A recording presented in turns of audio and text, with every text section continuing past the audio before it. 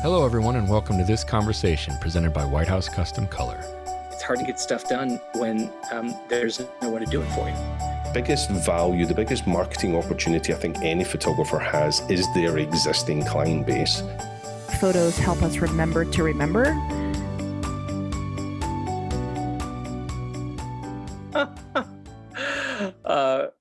We're on. We're live. We're on. Oh, yeah. Well, my name's Garrett Delph, and fellow traveler. You want to know what my vocation is now? Of course. Okay. All right. Yeah. Well, I co-founder and co-founder and CEO of ShootDotEdit. Mm-hmm. You're the boss. I'm the janitor, man. I do all the stuff nobody else wants to do. That's what I am. Okay. That's what CEO stands for. I forgot what it stood for. Me too.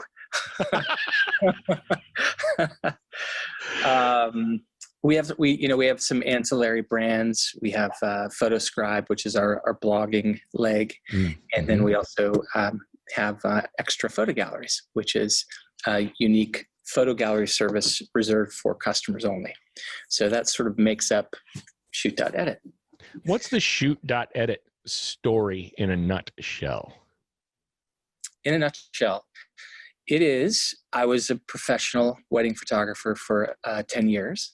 Mm-hmm. And when film died, which was crazy, it happened overnight, literally. It really did. Right? When film died, we were left to be the lab. And that was, as a business model, that was unheard of. You were a crazy person if you developed your film in your bathtub. You know, you're like, right. You're out of your mind. But suddenly that was us. Yeah. And so when we all, ran to, then it was Bridge, I think, was like the product that everybody was using, Adobe Bridge. And so we started developing. We had no idea what we were doing. And we were all shooting on D30s and D60s, and it was a train wreck. But, we were doing it. And that was just really harmful and difficult. And so suddenly it's difficult enough to run a business, right? Photography business. I like how you describe it as harmful. Dude. I experienced it as harmful as well because I was going through that transition with my business partner who I happened to be married to. Okay. And so it was harmful. That, what? That almost divorced us. I'm with you, by the way. Dude. So we're still married. We're no longer business partners. Same. For real. Dude. I tell people, I don't know how many times I've told people White House saved our marriage, and everyone laughs. No. I'm dead serious. White House saved our marriage. Yeah, that's awesome. Because it was harmful. I think harmful is the best way I've ever heard to describe that time. Right? Yeah. I'm with you. And then, add your business partner being your spouse, double harm, So ShootDotEdit was born out of necessity? It was. Out of desperation. Right. Out of desperation, Right. So trying to do it, realized this is going to be a train wreck. Listen, man, I was miserable. Yeah. I was miserable. Like, the body and mind are not designed to do both of those at the same time as an entrepreneur. So that is a fantastic quote. Is that supposed to rhyme? No, it's all those Dr. Seuss years. Oh my gosh. That's so good though. It's so true. Oh man. I think so. So, in a nutshell it was either, die a very quick and painful death. A lot of businesses, they slowly land the plane, slowly. Couple of years, this was going to be a crash. This was a nosedive, yeah. And so I decided, okay, got to fix this. I was lamenting to some other friends about this problem, and one of them was Jared Bauman, who I founded the company with. And so before we even ShootDotEdit was ever even a thing, we were just like, we got to solve our problem here, or we're going to hurt, And so we went and hired a full-time, then lab developer, which is really a digital editor. Right. And we shared the resource. So we said, you have him half the time. We got him certified with Adobe in terms of being a color corrector, and our life changed. Literally, our life changed. And was that the light bulb where you're like, I wonder if this is scalable? Yeah, that was the light bulb. Like, well, it was less about scale. It was more about there's an epidemic here. Oh, there's an epidemic. Sure, you're even before where I was. I was putting the cart before the horse, right? Right. We were both thinking about the same thing, and so then that's when we decided, well, yeah, let's do it. Mm-hmm. And the next 13 years is a totally different story. Now, here you said, sorry, in my notes, I have that you said transitioning from an in-source entrepreneur, DIY, the do-it-yourself thing, because that's the big, that's the big thing these days. There's whole networks like dedicated to do it yourself. Yeah, totally. And that's great. But what I'm hearing you say is you have the transitioning from that to the DFY, which is done for you business position. Now, the DIY thing is all glamorous, right? On the outset, I think for a lot of people, DIY. Oh, I'm going to be just like, but it's kind of like when it's okay. It's all right. It's kind of like when you watch Chip and Joanna, and they have the whole DIY thing that they're trying to teach you how to do.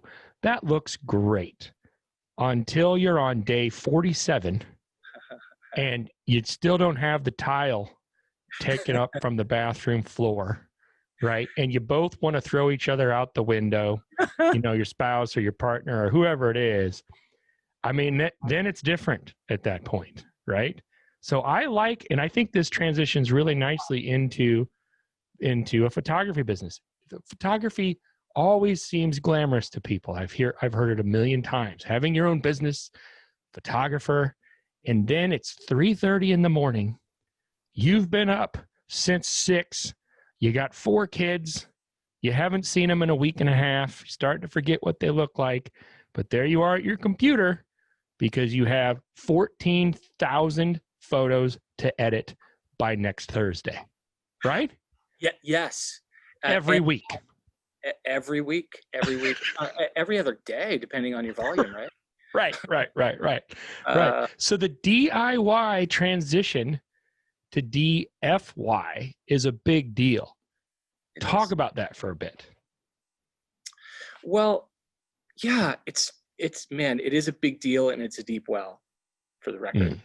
Yeah. Done for you. I had shared a quote with you, kind of in our prior talks prior to this. And it was, it's hard to get stuff done when there's no one to do it for you. And, right. And so it's really at the root of that. I think DIY for it within context is awesome. I would even say there are many photographers, since we're just talking about photography, wedding and portrait, and any other, DIY has its place, especially in the beginning, and the reason I mentioned to you, for those that are looking to transition, anybody who's looking to transition into higher revenues, which probably requires more customers, ancillary business lines, whatever, you can't do it all. You just can't. At some point, it will become clear, too. Yeah, it will, either through necessity or desire, or both. Right. And so it does become like literally a law of gravity. Like there's a law there that says, if you want to go to cross that chasm, you need to get help. You just have to get help. Well, and doesn't it come down to time? Because it does. 24 hours in a day for every person. Yeah. Right? It comes down to time, and it comes down to energy too. Well, yeah, sure. Around here, we have a thing called a RAM theory, which is, some of us have, natively came with 6 gigs of RAM and are not upgradable. Kind of like an old iMac. Yeah. And that's some so of us, good. are very upgradable. And so not only is it time, you have to take inventory of, your processing speed and, your storage capability and all that. And so that's an interesting algorithm and all that. But so anyways. Well, so at some point you need to have this level of discernment where you're like, I can't do this anymore. And this is a transition into, because people think that everything needs to be perfect, right? People think that everything has to be a certain way. And there's like this shift that's required. When you say, like, at some point along that journey, there's this shift in your mindset, right? Yeah. What does that look like? What does that mean to you? The mindset shift from DIY to DIY. Well, I think it begins by sitting yourself down or paying somebody to sit yourself down. Yep. They have people for that. They do. Yeah. They do. And challenging your historic core values, really. Yeah. What's the old saying? Don't believe everything you think. Yeah, that's good too, man. You're full of great nuggets. And I love it. Like we get into a pattern of, oh, dude, I know. In terms of challenging yourself, it reminds me of math. Do you remember like going from 7th grade math to 9th grade math? I did that in 2 weeks because, and you said 7th grade because this is like a trigger point for me. Okay, all right. 7th grade, 2 weeks into 7th grade, it was a new school and a new town for me with all new kids. Oh, and I took a test 2nd week of 7th grade after just starting to get used to the kids in my class and who was there. And apparently I did all right on the test because they yanked me out of that class and put me in a separate class with all new kids that was like 2 grades above, just for math, right? Oh. And so I got thrust into this algebra thing when algebra wasn't even a concept to me coming right out of 6th grade back in the day. Yeah. Now my 4th graders learning algebra to some degree. But anyway, back then it was, you're like, letters? Those are letters. Right? And it was like this, it's like culture shock and all kinds of different things to me to all of a sudden be thrust into this scenario. And it was awful for me. I didn't get it at all for the longest time. Right. Actually, I think, dude, that's a really perfect analogy. It is because, the thinking and the belief system that comes with partnering with other people for you to achieve your goals is entirely, it's a different world. It's completely foreign too, inherently for most people, right? It's foreign, unfamiliar, and so therefore you don't understand it. Right. And when you make that transition, I think, and there are many of these transitions along the way when you scale, right? Yeah. You scale. For sure. And so you're constantly, it's terrifying. You were talking about, I think you were talking about how it's terrifying. That's a very scary process, but you can get there. Yeah. I was going to say you can get there. The transition though is we typically reject what we don't understand. And that's the point I was going to make about what you see. Math, right? I did reject algebra for quite some time. Right. And as an entrepreneur, there's so many other things at play. And so if you don't understand it and your money is on the line, right? And the success of your business is on the line and you don't understand it, you reject it. And so then I think what I see often is we as entrepreneurs, we hold fast to what we do understand and then we don't change. We don't grow. We don't break. So talk about how, with all that we're saying here, because I think these are words of wisdom, honestly, for myself first even. Talk about how ShootDotEdit is a resource given all of this and how it comes alongside people even though maybe our inherent, our inherent feelings per se are not to let somebody like that sort of a partner in, right? Yeah. How does ShootDotEdit integrate? How does ShootDotEdit show up for people that need it, whether they know it or not? How does it happen? Oh, I don't understand. What do you mean by how does it happen? Well, for the person that's maybe let's say there's a person listening to this that's not a ShootDotEdit client, right? Right. But they have a sense that they need help, right? Sure. What does that process look like as soon as they're like, all right, I'm going to reach out? All right, what is it that ShootDotEdit could come alongside and do for them at that point? Yeah. Well, core values. From a core values perspective, our first job is to make sure that you're ready. Oh, that's a good point. Talk about that. Yeah. Well, going back to ShootDotEdit in a nutshell, I didn't share this then, but I will now. When we hired that editor, right? Got him certified. He's an expert. This guy should know what he's doing. Guess what happened to Jared and I? We were like, this is the worst thing ever. Why? Both of us. He liked his skin tones jaundice. I liked my skin tones ice cold. Right? So all of a sudden you have a guy that's hitting a neutral all the time and you're like, wait, what? Yeah. What? Or he's going off his feelings, which were not measurable. Right? And we thought since you're certified, you're the expert, you'll know exactly what we want, which is what totally we want. Unbelievable. Like that's the most thing ever, right? Right. In hindsight, sure. Hindsight, yeah, right. In hindsight. Right. And so what do we bring to the table? Well, we bring not only a decade of shooting professionally, number one, but now going on nearly 15 years of learning about how to manage expectations on behalf of our customers so they succeed. Individually. Yeah. So trying to figure out what is product market fit? In other words, what do you need? What do you really need? And so we get to show up as a partner first, as a service second. Right. So are you ready? Number one. And so that we have, just sort of qualifying questions. What's your volume? Where are you at here? What are you looking for? Are you aware that, all that stuff is the first step. And I think that's a real valuable step.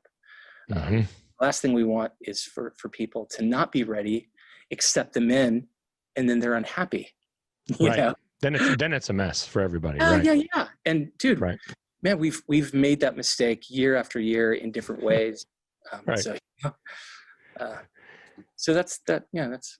Then once it's rolling, what can people expect? Let's say a person is ready. Then what can someone expect that experience to look like for them on a regular basis?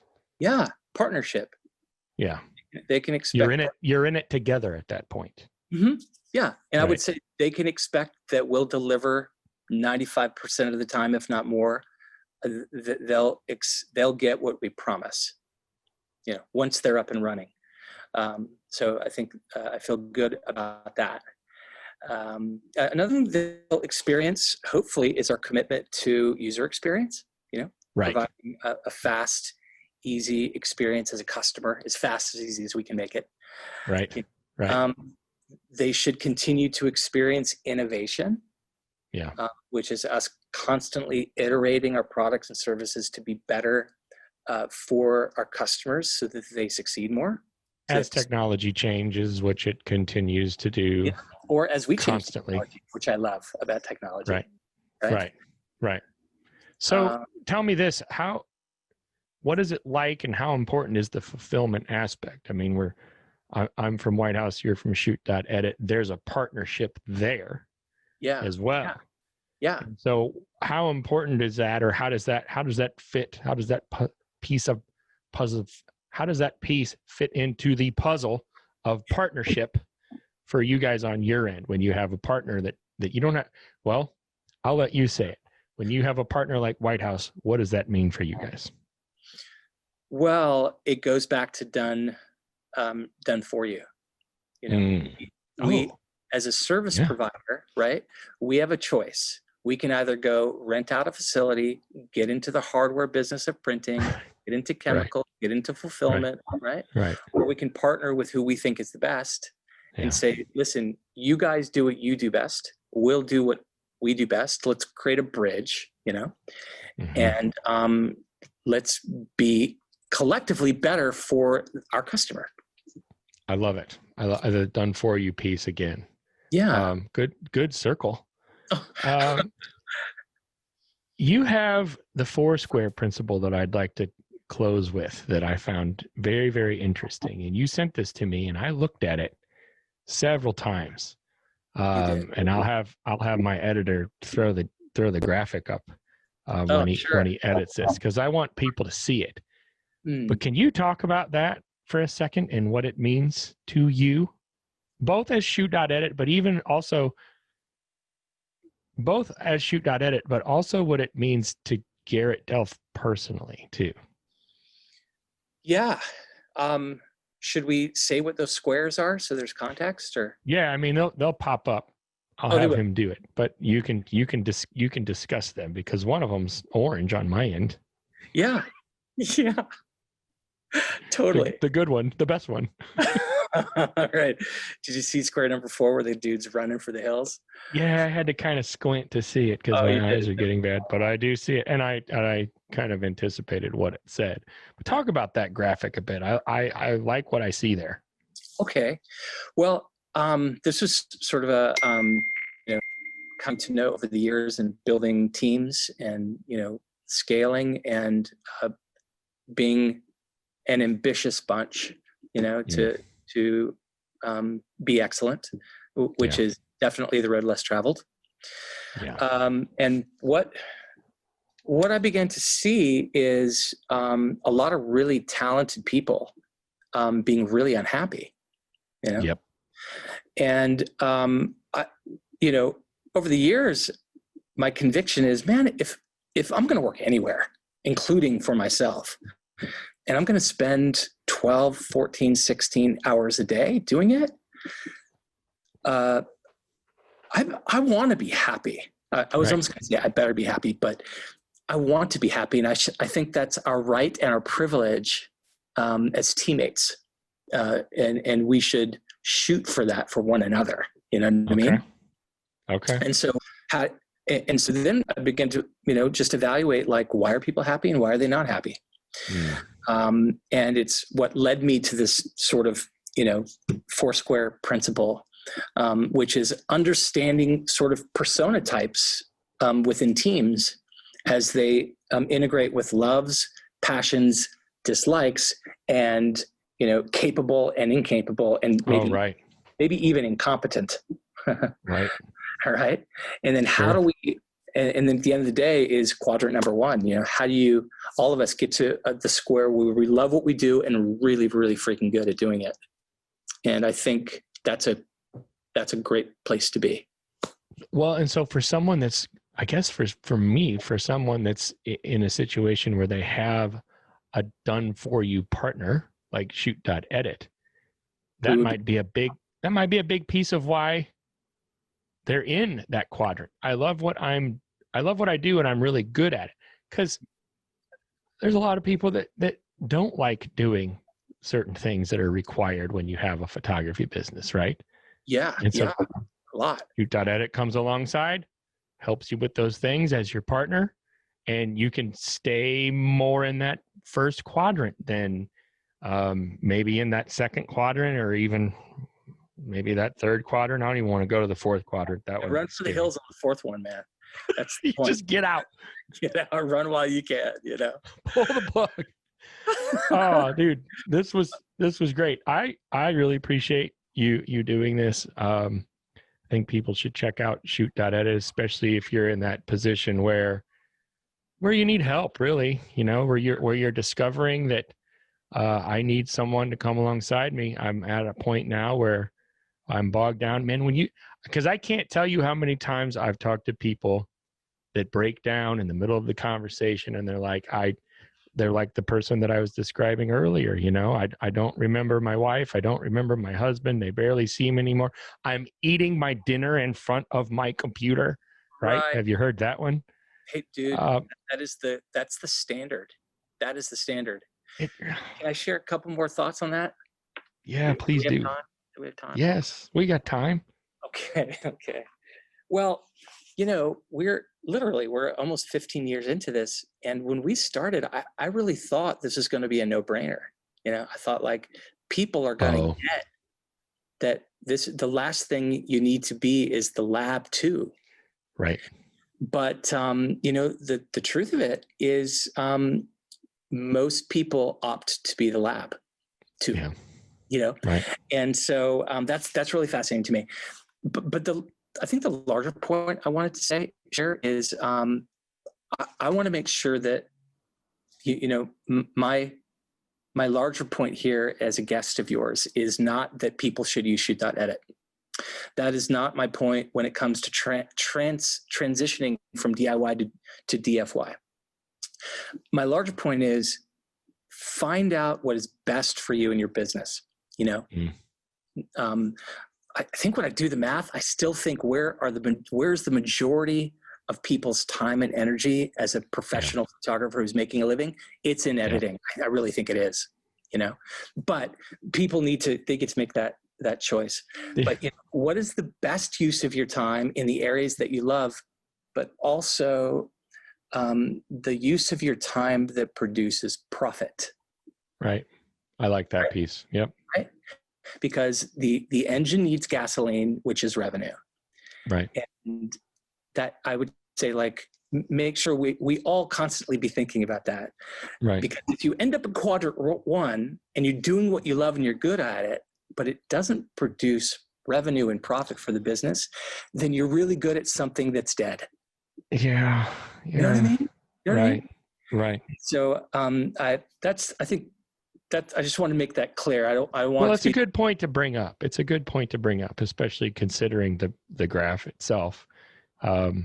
Because right. That's great. Any closing thoughts now? Thanks, man. We love White House. We love what you guys do. Love the whole crew. Appreciate it. And thank you for your time. This was really good. It's good to see you. Maybe someday we will in person again. Yep. That'd be lovely. That'd be lovely. Have a good one, brother. Thanks, man. You too. Hey guys, thanks for watching this conversation presented by White House Custom Color on YouTube. Be sure to check out our other content and click that subscribe button right there. Right. Right there. It's there somewhere.